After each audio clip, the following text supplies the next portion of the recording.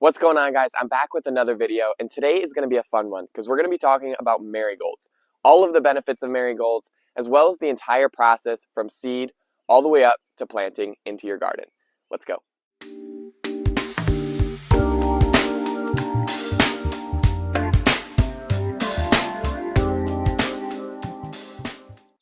If you don't know, my name is Gabe, and my goal here is to help you grow your best garden. Now, marigolds are one of those flowers that I believe every garden should have.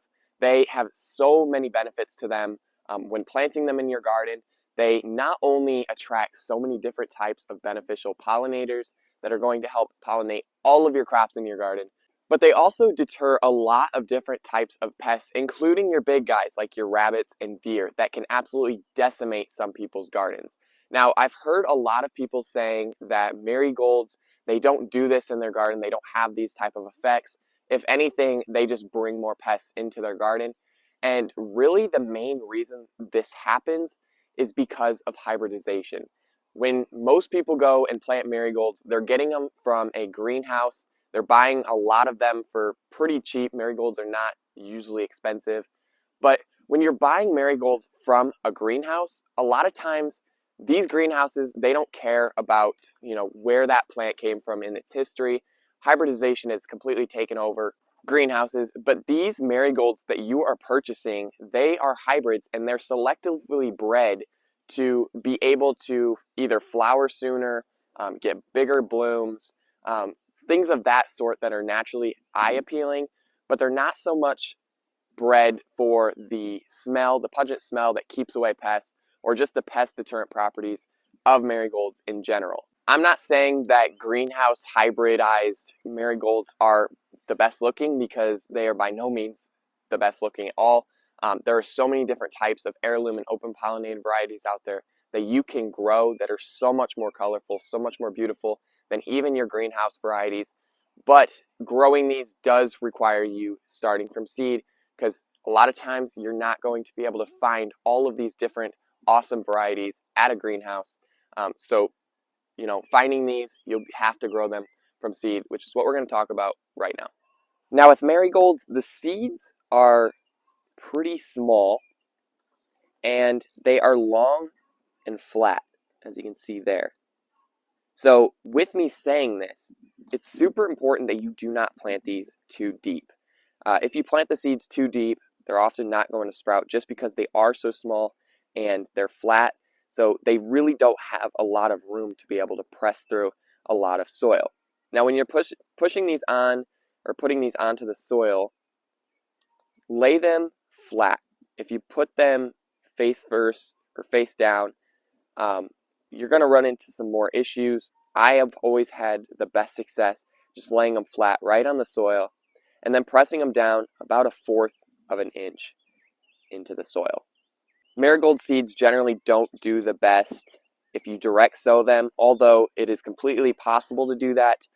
I highly recommend starting them in pots. They're not one of those flowers that you can just direct sow and then they come up. Now, marigolds do have almost 100% germination rate, super easy to get growing, but if you're planting them in the outdoor soil or in your garden beds, direct sowing, you're going to run into some issues because the seeds are just so small. And though a lot of them will come up, it's just going to be harder for them to start their lives off. You want these plants to be able to grow healthy and strong early on so that they can just take off when you go to move them into the garden. If you did direct sow these seeds, when they all come up, you would also have to thin them out because you want the plants spaced enough to where you're going to get larger blooms. So if you're direct sowing them, you can't really see how far you're spacing your seeds apart unless you're just going one by one and placing them, at the certain distance, which would take a very long time. So you would have to thin, because a plant, if they are too crowded, the plants are not going to produce as big of blooms. If the plants are crowded, they're often going to be really small blooms. The plants are not going to be as big. And what we're going for are the big blooms, the bigger plants that you're going to be able to harvest, and you're going to have a big, large bloom. So I highly recommend starting them in seed starting mix in pots and then moving them out when they're about that tall. Now, again, like I said, you can direct sow, but in my experience and a lot of others' experiences, you're going to want to just start them in pots, let them get up to size, and then transplant them into the garden. Now, after you've gotten the marigold seeds planted, they're really going to start sprouting in a week or less. So you want to make sure that the soil is completely moist throughout the germination process. If the soil dries out at all, you're going to run into some issues just like you would with most any type of seed. Now, once they sprout, you really don't want the marigold plants in the cells for more than 4 to 6 weeks. And I say this regardless of any type of pot they're in. Any more than 4 to 6 weeks in the pot, marigolds, they start flowering pretty early on in the season. And you don't want them flowering in the pots. So at 4 to 6 weeks, they're going to start turning their attention to putting out buds and start flowering. And if they start flowering in the pots, they're going to stay smaller. So making sure that you transplant your plants into your garden 4 to 6 weeks at max into your garden is best, because you just do not want the plants to start flowering in the cells. Now, sometimes it's impossible to manage this 100% of the time, but like I said, if they start flowering in the cells, the plants are going to stay smaller, meaning that those flowers are also going to stay smaller as well. So making sure that you're able to move the plants out of the cells and into the garden by 4 to 6 weeks is super important in my opinion. Now, if they do start flowering in the cells, pinch the flowers before they bloom. That will put a lot of the energy back into the growth of the leaves, because with marigolds, you really don't need to worry about, running out of time. They mature so quickly, especially when the heat of summer comes, and you're going to have so many flowers later on into the season. So sometimes it's better that your marigold flowers start flowering, or that your marigold plants start flowering later on in the season with a much bigger plant, because you're going to have much more flowers than it is your marigolds flowering early on in the season, smaller flowers, smaller plant. All right, after about 4 weeks, your plants are going to look like that. They're going to be a few inches tall, and this is really perfect to plant into the garden. You don't want anything too big, otherwise, again, you're going to run into some of those issues that we talked about.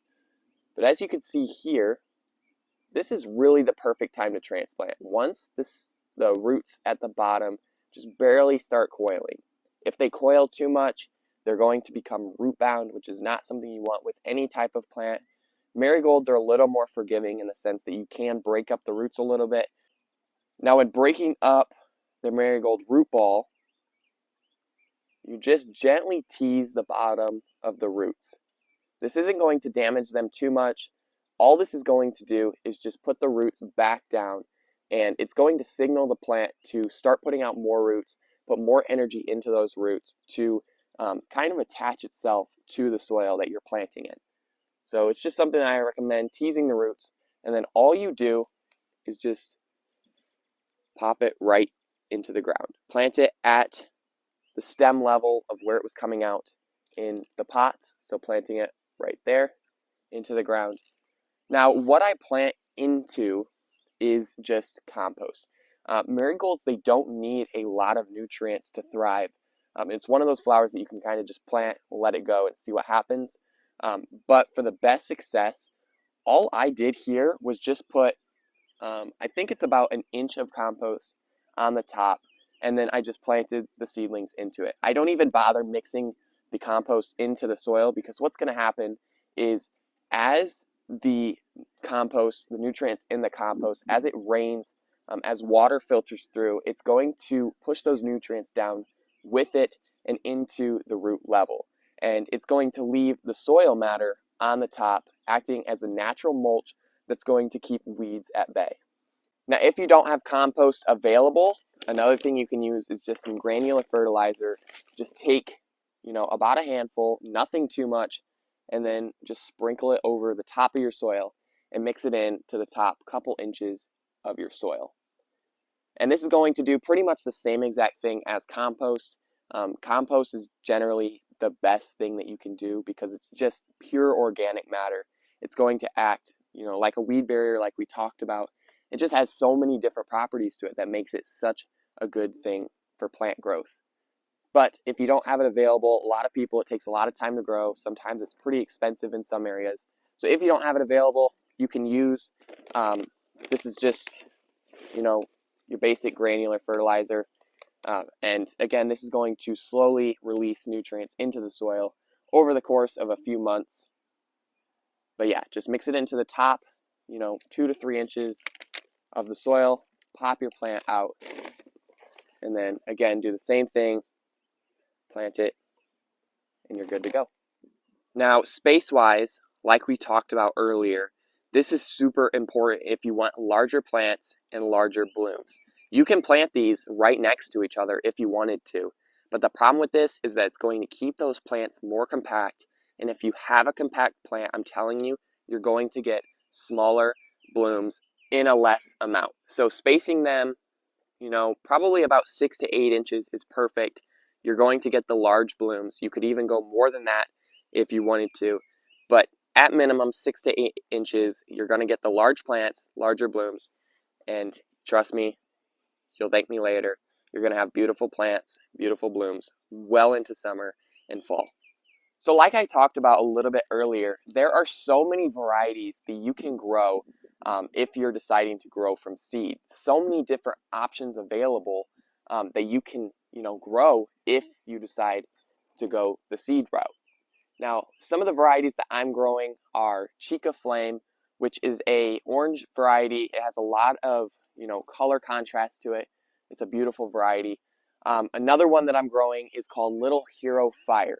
Now, this one is more of a dwarf variety, so if you want to grow something in more of a compact space, maybe a small pot, maybe on your windowsill, on the outside of your windowsill, somewhere, that has not a lot of space, but you still want the beauty of marigolds.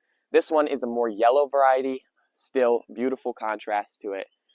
Another one, which is going to be something that I'm super curious to see how it does this year, it's a first for me, is a white marigold variety.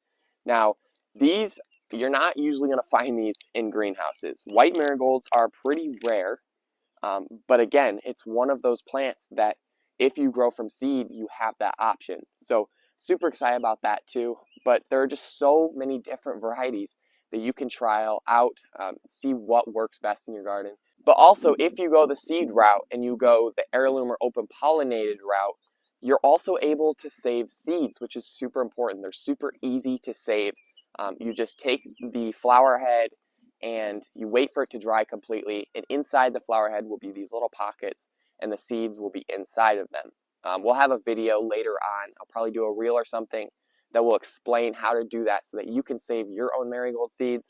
But if you go the hybrid route, you really can't do that because hybrid seeds, they're not going to give the same exact plant that you already grew. So if you grew, let's say, an orange variety, if you're growing that orange variety and it's a hybrid, a lot of times you're not going to get that same orange variety that you like the following year. It's going to throw off crazy, wacky traits, and you really don't know. So going the heirloom or open pollinated route, it's really the best because one, you could save seeds, but also it's going to have all of those natural properties that are, pest resilient, detours deer, rabbits, things like that. It has the smell that does that, and all of the things that are seemingly becoming lost in greenhouse growing, in commercial growing when it comes to marigolds. I really hope that you guys enjoyed today's video, and if you learned something new, please give it a thumbs up, and if you have any questions at all, make sure to leave them in the comment section below, and I'll do my best to go and answer all of them. And make sure you subscribe as well, because we're going to be giving updates throughout the season, fertilizing, care and maintenance, everything there is to taking care of the marigolds throughout the season, so that it's easiest and best results for you. Check out our seed shop as well. We've got tons of awesome varieties, including marigolds coming soon. All of these different varieties that we talked about in this video and some other ones as well. So if you want to get your hands on some marigold varieties for next season as well, check out the seed shop and keep updated as we add new varieties throughout the season. Thank you so much for watching, and we'll see you in the next video. You know.